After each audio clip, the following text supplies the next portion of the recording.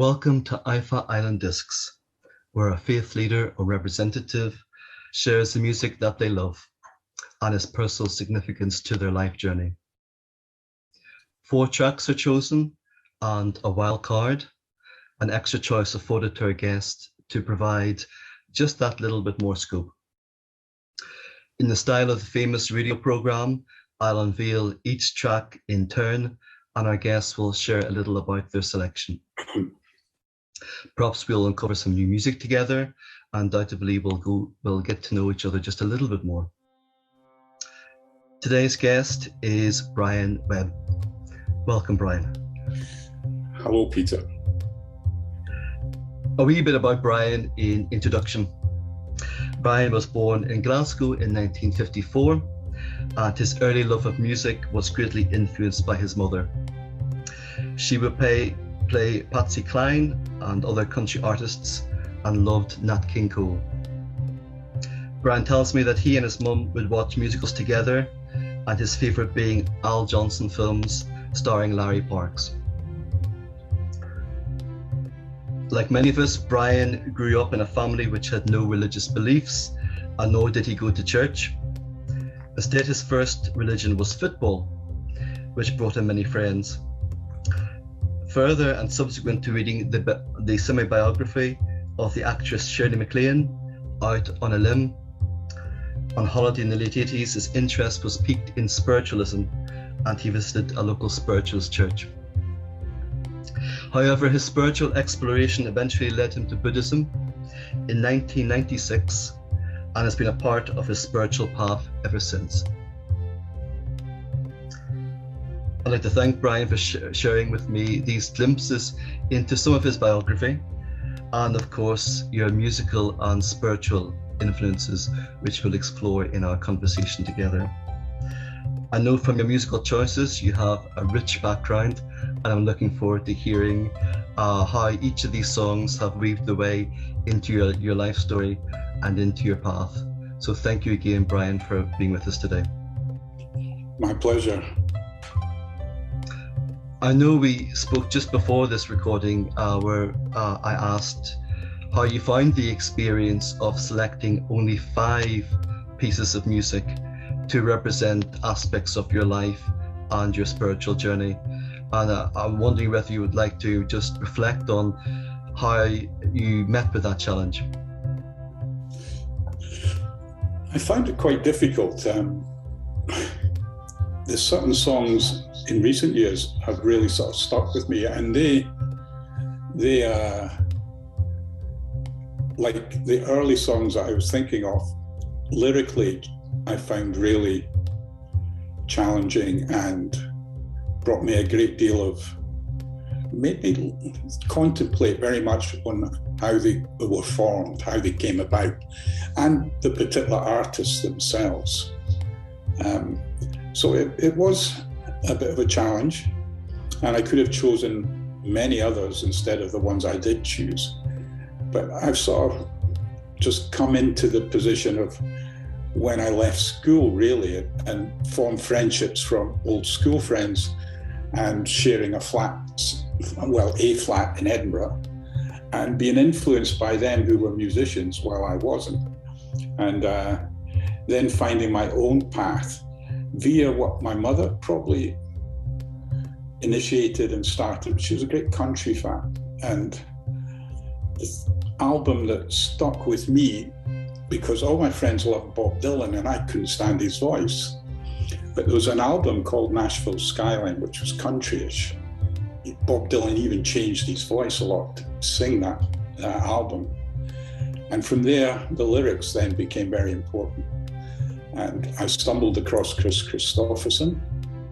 He's one of my choices with The Outlaws, or which you'll hear, well, maybe later you'll hear. But Chris Christopherson became my favorite singer-songwriter. And from there on in, you know, music just, like life happens, you know, songs come to you. You don't necessarily choose them, they kind of choose you in a way. So that's really the background of how I came about to choose these songs. It could have been one of many others. It's a common thread amongst guests who have participated in this program that they've chosen 5 songs. They could have chosen 50 songs or 500 songs. There is such it's a part of music that in our lives that enable us to create connection and bring back memories. It's a really powerful thing. So thank you for whittling it down to the 5 that you've chosen to represent in this program. And without further ado, we will unveil your first choice. So, it's one that you have referred to a wee bit earlier.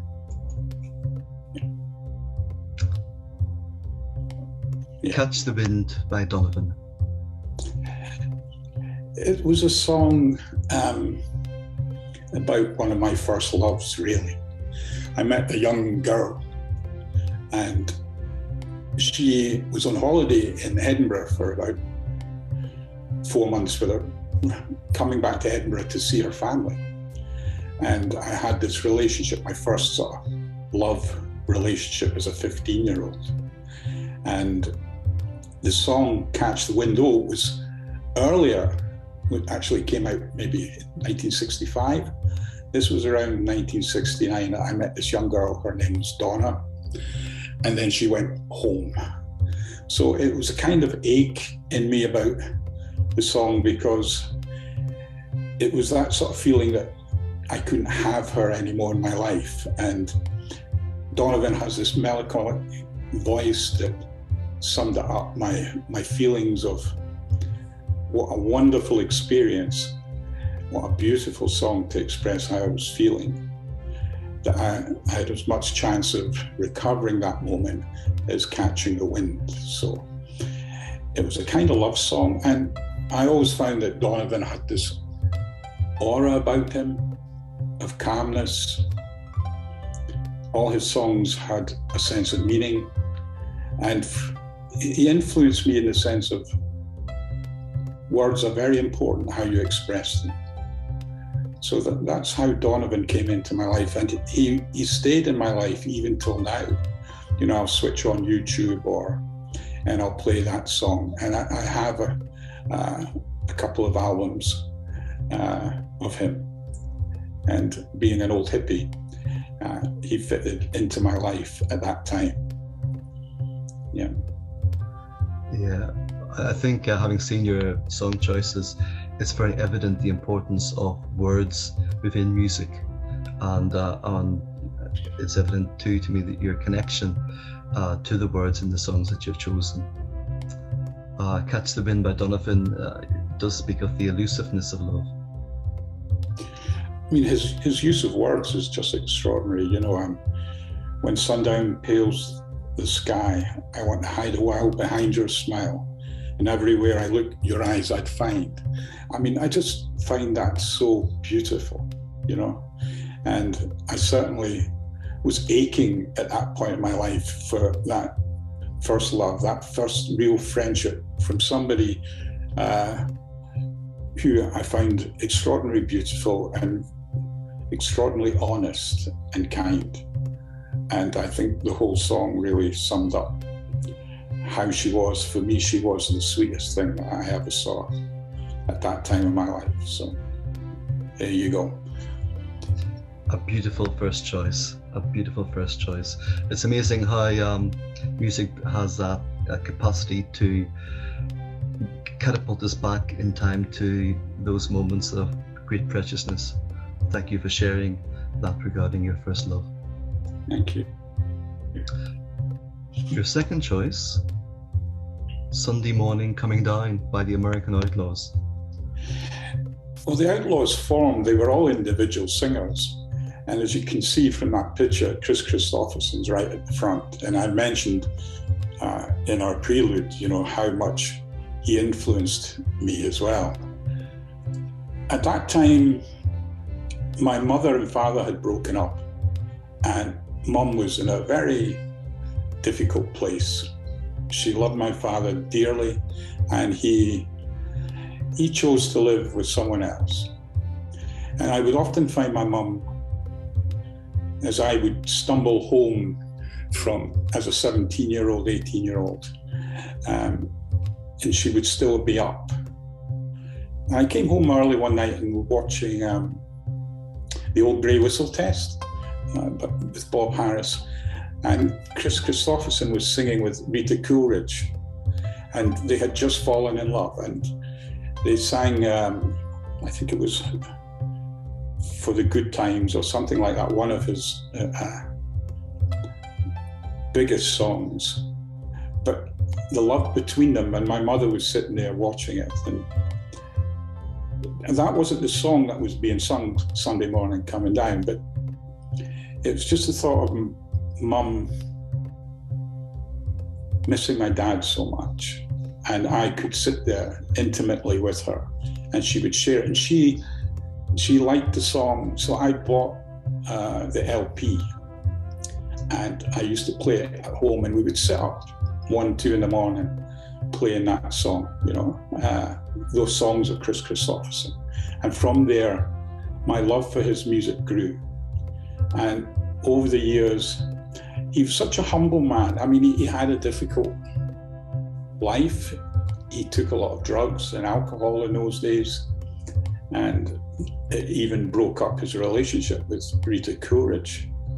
But behind all that, it was a man searching for his soul, trying to find meaning in his life, and he did that through the writing of his songs. And he was basically saw himself as a songwriter and a giver, and a lot of his songs he gave away for other people to sing.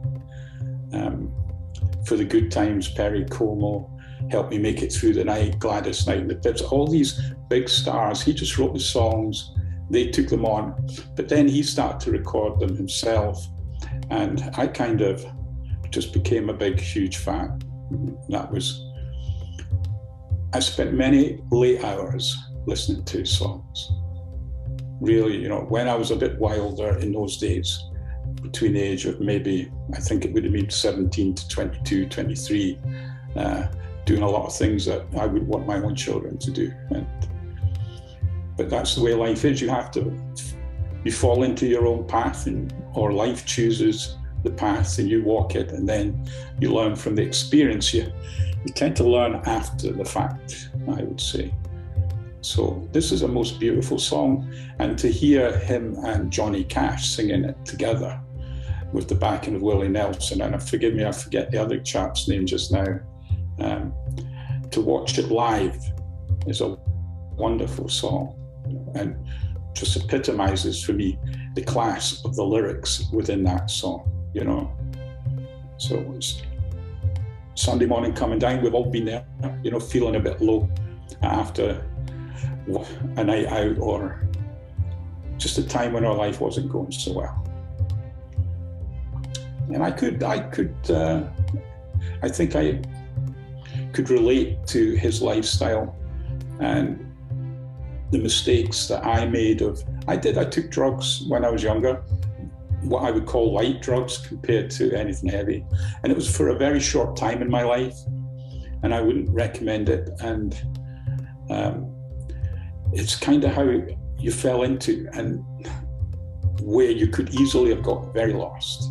But fortunately I didn't. I found my other religion came back to me, which was football, my first religion.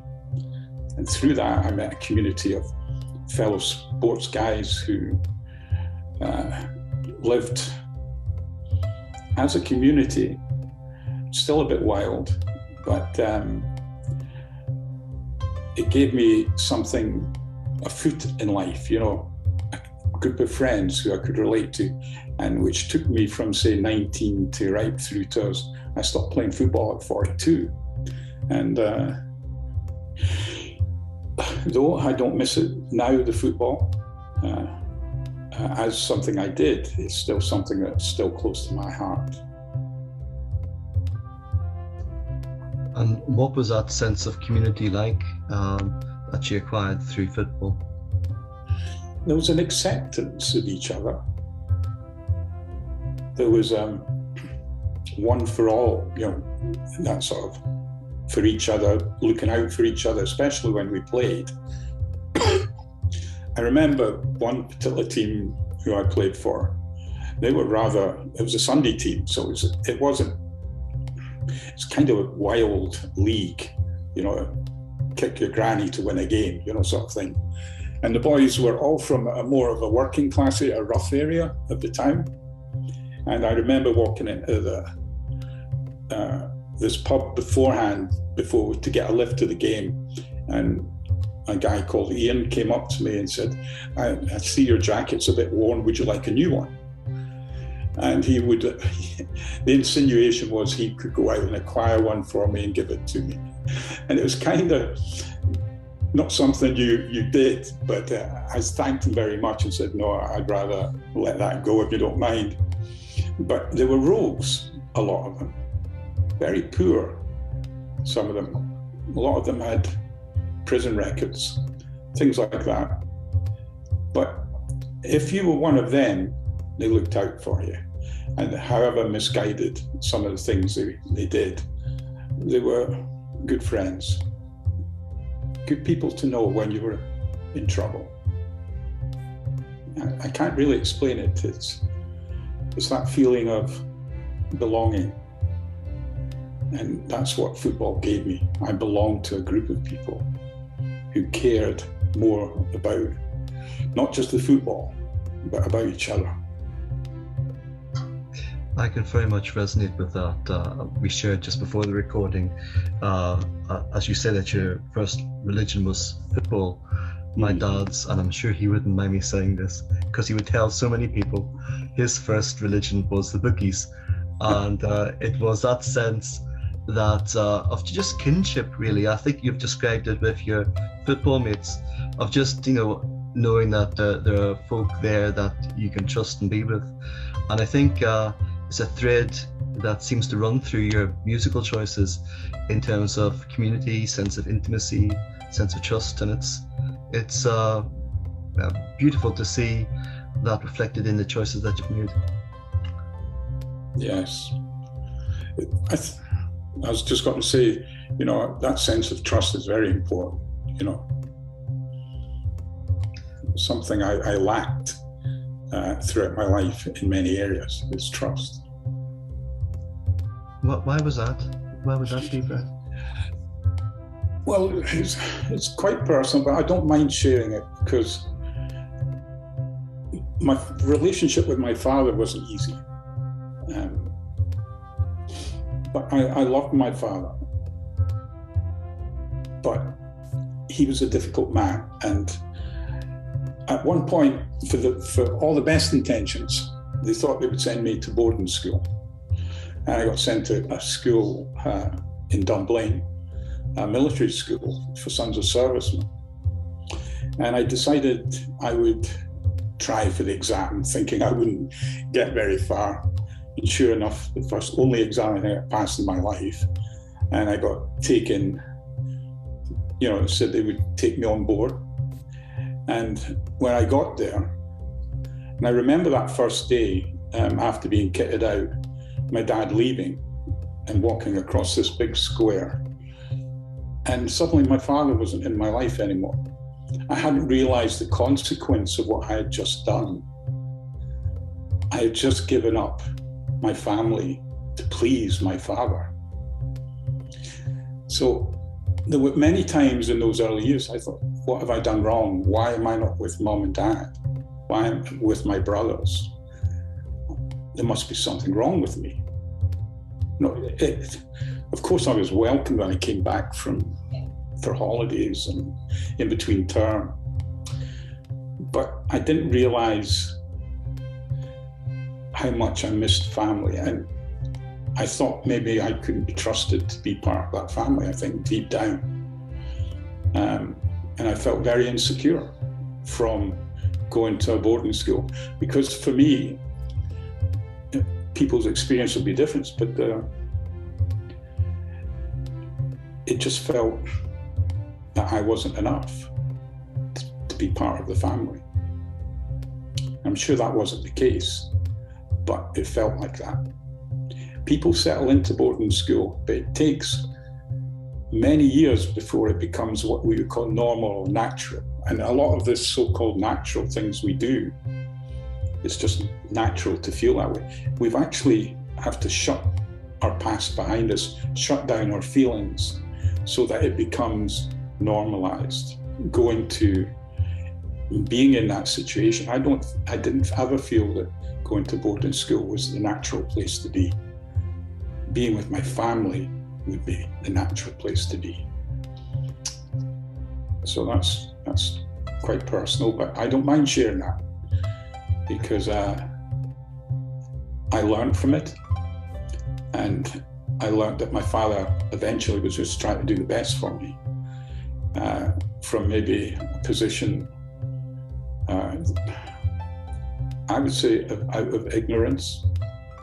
He didn't understand because he had as I find out later in life, he had a very poor childhood. He wasn't taken care of very well. And when I got to understand that, I started to understand him. And through a period in my life when I just hated my father, I realized that hate just covered up the love I actually had for him. I always loved my father. And even though he was a bully, I still love him now to this day because he did the best he could for me under the best conditions he had. So that's that. So it takes a good deal of tenderness and reflection to reach that place, Bryan, and I honor you for sharing that and also for providing that perspective. There's the concept called the primal lie, and there are many primal lies that many of us live with. The one that you describe of not being enough, I'm sure is one that many of our listeners and viewers who are tuning in can identify with. It's something that frames a lot of how we are in the world, if that's the narrative that we hold about ourselves. So to work through that and to work through the wound created in family and to come to a place of acceptance and dare I say love, as you've mentioned, you loved your father. That's a really remarkable thing, Bryan, and thank you very much for sharing that.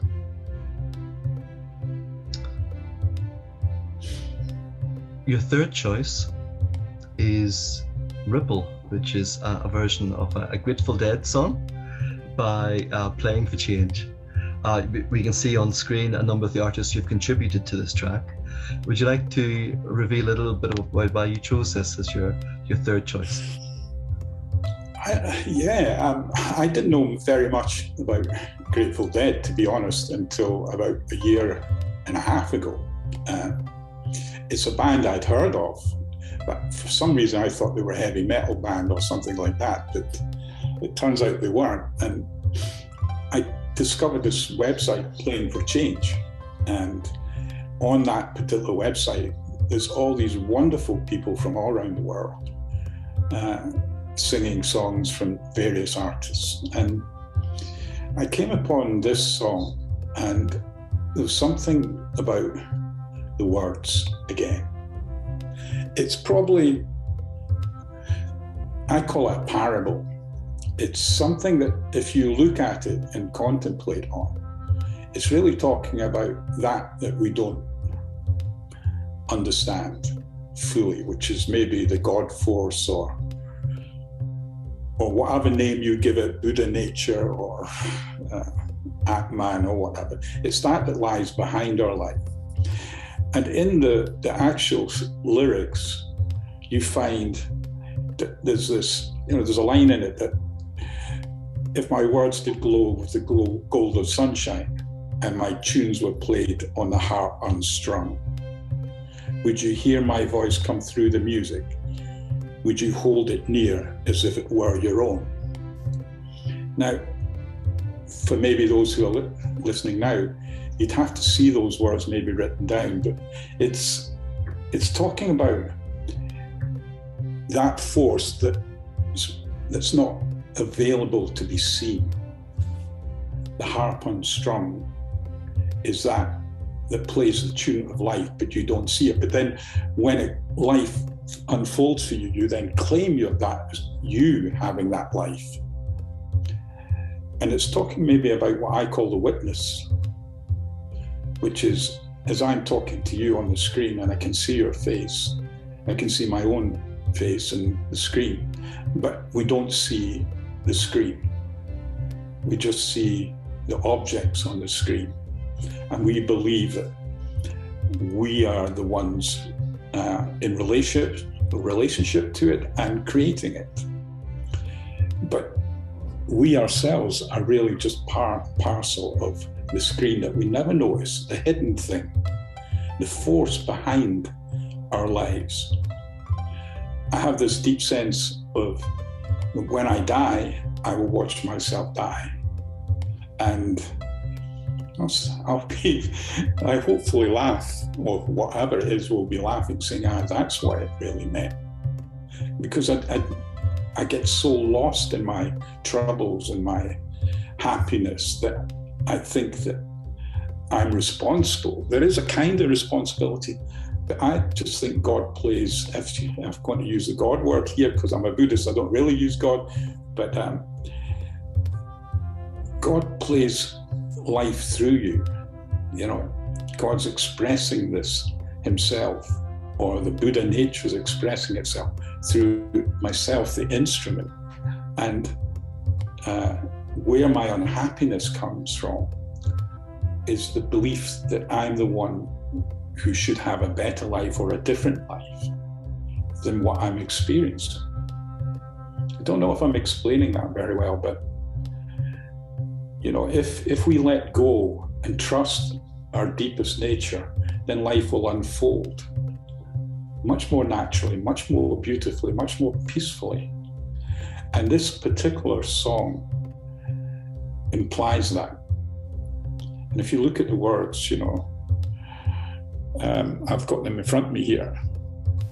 Reach out your hand if your cup is empty. If your cup is full, may it be again. Let it be known there is a fountain that was not made by the hands of men. Behind each and every one of us is that force, that love, that nature, which is compassionate and kind. That's the way I see it. Time will tell. It always does, Bryan, and it's interesting that your choice here again touches upon the issue of trust, and trusting in, as you describe, that force, that unknowable, that thing that is kind of beyond what we understand about the world. And it's a fascinating proposition, a really interesting proposition for us to deal with. As you say, so often in life we're consumed by ego and by the material circumstances that frame what we consider to be our existence. So reaching out and trust beyond that is really quite something. Yeah, trust. It's something that I struggle with, you know, and I think that's the hand-me-down you get from your parents sometimes, you know, is that their insecurities flow through you. So, and then you hand it on to your own children. And the trick of the spiritual life is to end that and trust in that that's beyond understanding. Pattern interrupt.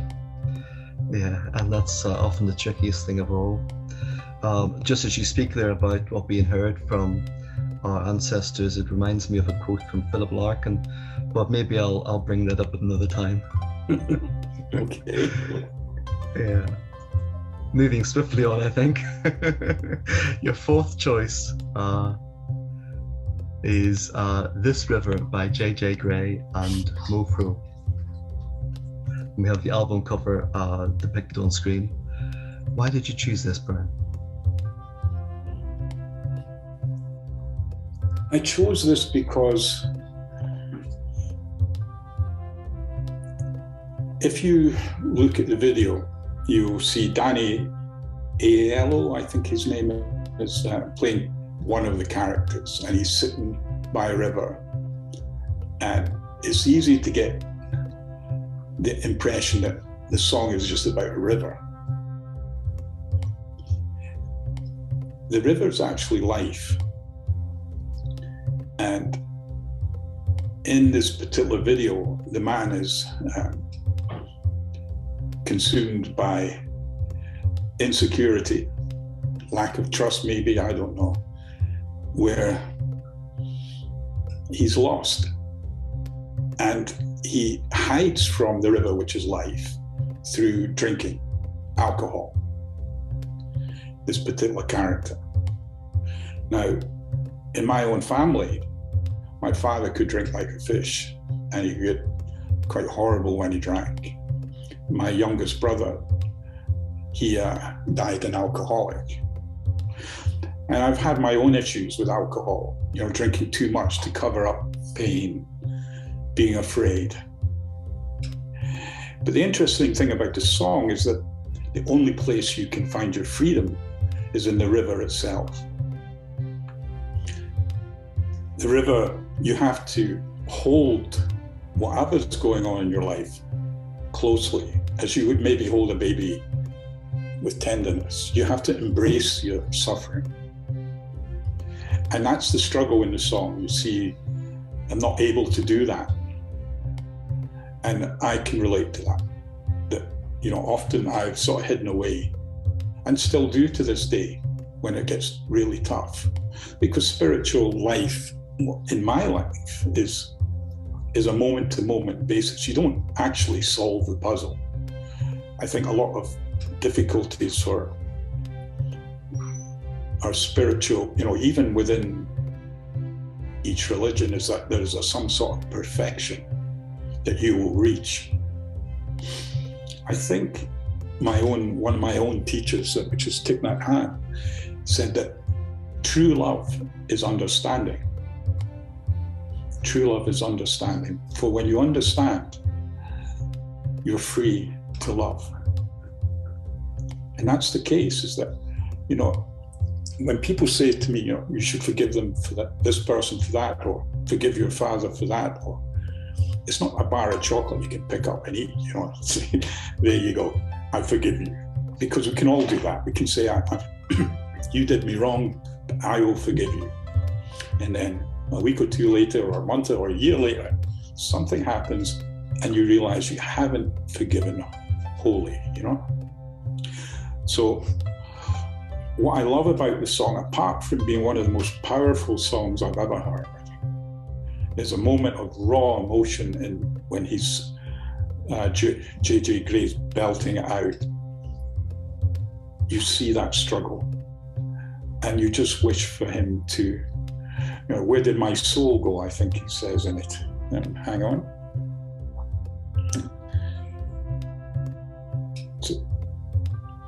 To keep the wolves of my mind at bay. I guess I've been drinking away to keep the wolves of my mind at bay. That's very powerful. The wolves being our thoughts, our feelings, our emotions. I'm going to have to get rid of my dog here. Sky, bed, how do we stop our thoughts, our feelings? We can't, because they just come up. We think we're having these thoughts, but they come up, and then we own them. We grab onto them, make it us. The secret is, it's not us, it's just thoughts. They pass by like the river. You can watch your thoughts, you can watch your feelings, you can watch your emotions. Learning to be in that space is spiritual practice, finding some way to be able to stay with whatever is in that present moment. So true love is understanding. And to understand, you have to maybe feel the pain of the other, to look at the other with an open heart as best you can. I think that evolves. And maybe if I'm lucky, if I'm fortunate enough, that will happen. But it's a moment-to-moment thing, isn't it? It's just one of these things. You have to embrace the river of life and stop beating yourself up for every time you make a mess of it, because I'm pretty sure that I will make messes in the future. And when I do, I hope I will be able to look at them deeply and allow that to flow through me so that it can be released. I would hope that I didn't hurt anybody in the future or be unkind, but I just don't know. My intention is to love people, to be patient. But I think the current is so strong, the ancestry is so strong, that it takes some form of deep acceptance of yourself, deep trust of yourself. And that's really what my life's about, is learning to trust. And I'm doing the best I can. And that's it. There's no special formula. Trust in God, trust in Buddha. You know, trust in yourself. God or Buddha or Atman or whoever is your nature. That's where the trusts come from. That's the way I see it anyway. So I love this song, and I can empathize with the people in it. It's a beautiful song, Bryan, and thank you for those reflections again on trust and also on spiritual practice and evolving spiritual practice within the context of how our life unfolds moment by moment, as you say. To our listeners and viewers, just to flag up that sadly, due to copyright, we can't play any excerpts from these songs, but what you'll find around or near this social media post or this YouTube post is there'll be the full list of Bryan's songs as they're available on YouTube. And if you want to make your own connection with the tracks that he shared, please do visit the links and listen to them. The video for This River is particularly beautiful and very poignant, just as Bryan has described. So thank you, Bryan, for sharing your fourth track with us and also your reflections on what it means to you. I'm really grateful. At this point, if we had more sophisticated graphics, we would have a flashing wild card here against this blue background. And really, in essence, it is the opportunity just to, we were initially going to permit our guests 4 tracks, but we relented due to demand and allowed a 5th. And so really this is your 5th track, Bryan, that you have decided to bring to us today. And it is an artist I know who is very popular amongst many of our listeners and viewers, Tom Waits, Saving All My Love For You. Why did you choose this track, Bryan? Again, it was the lyrics that attracted me. I mean, I don't want to offend anybody, but if you look at the lyrics, it talks about certain things that some folks would say, well, you should mention out loud. And Tom Waits is an extraordinary character. He drinks like a fish, smokes, I don't know, just smokes like a chimney. I don't know if he still does. And it's affected his voice from when he first started out to how he is now. He's a poet, he's wild, he writes down his mistakes, he's earthy, magical, and I just love the way he puts songs together. Paul McCartney said of him, when he did a duet with Bruce Springsteen, a song called Jersey Girl, because both of them recorded that song, though Tom wrote it, but they actually appeared live together singing it. And Paul McCartney says, when 2 geniuses come together, it's magical, you know. And for me, he's magical. And I just love the way he puts things down. Sorry. Forgive me, I interrupted you there, Bryan. Sorry, I was just going to say, he says, I know I'm irresponsible and I don't behave and I ruin everything that I do. I'll probably get arrested when I'm in my grave, but I'll be saving all my love for you. Oh, I mean, that's me.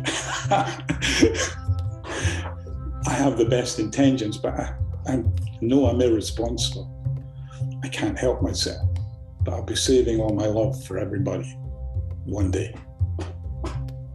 And as you described there, the suffering really untamed and unfiltered by Tom Waits, which is, I think, in our current age, is very refreshing, actually, for many of us. Someone who just expresses things from the heart, as I see it, and it's authentic in that context. Yeah, a remarkable character indeed. He certainly is. I bought it's a triple album, and half of it doesn't make sense to me, but the other half is just brilliant, and it's just I think it's something Brawlers and Troll. Can't remember now. I've got it somewhere. I haven't played it for a while. So these were my heroes, you know, Tom Waits and Neil Young and James Taylor, you name them, you could go on and on and on and on. Van Morrison. We were so fortunate growing up to have all these. In the world today, isn't it wonderful? There's so many talented writers and musicians, because it's quite insane what we're experiencing at the moment. And in fact, when I put Tom Waits beside some of the politicians in the life today, I think he's more sane than half of them. Yeah. Sky. My dog hears one on the screen, but she's not getting on. Yeah, maybe hearing the words Tom Waits activated the dog. There's a number of approaches one could take to identifying the 5 songs, you know, your playlist for this program. One can take a very safe approach to choosing tracks that have a certain resonance, that aren't deeply personal. And there's another approach which presents and opens up the possibility of expressing vulnerability, expressing some of the challenges that life presents, and giving really voice to some of the difficulties and some of the joys that you've experienced as you've journeyed through your life to date. And I'm really grateful to you, Bryan, for sharing from that vulnerable place, for reflecting upon family, on first love, reflecting on your spiritual path, reflecting on the fallibility of all of us as humans, and how we stumble along in life and try to engage as authentically as we can, moment by moment.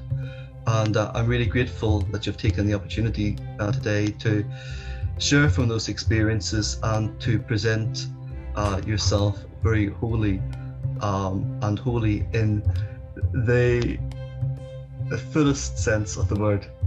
And I'm really grateful for that, Bryan. Thank you. I just feel that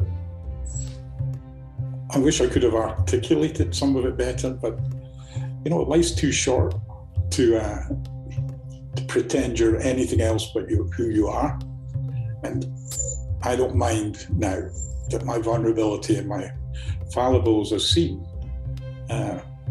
as well as any of the good points I may or may not have. So nothing to lose.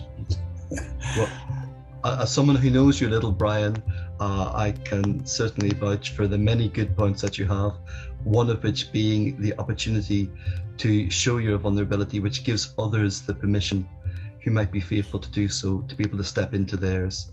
So Bryan Webb, thank you very much for your sharing today and for your 5 musical choices.